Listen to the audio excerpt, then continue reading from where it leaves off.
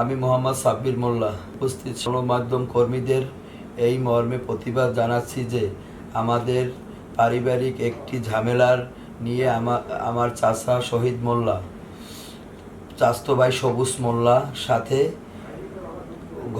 ঘর উত্তোলন নিয়ে কথা তর্কাতর্কির মাধ্যমে এক পর্যায়ে আমার চাচা শহীদ মোল্লা আমাকে মারধর করে।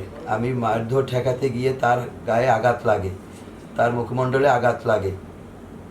এরপরে শহীদ মোল্লা সে প্রাথমিকভাবে হসপিটালে ভর্তি হয়।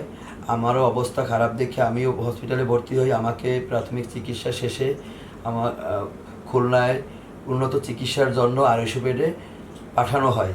আজকে আমি দেখতে পাই 2 জুন স্বাধীন 24 নামক একটি চ্যানেল আমার নামে, অনলাইন পেজ আমার নামে আমাকে হেনস্থ করার জন্য আমার চাচার কাছ থেকে টাকা খেয়ে যত প্রকার উল্টাপাল্টা আমি চাঁদাবাজ এইগুলা আমার নামে লেখা হয়, আমার মানহানি করা হয়।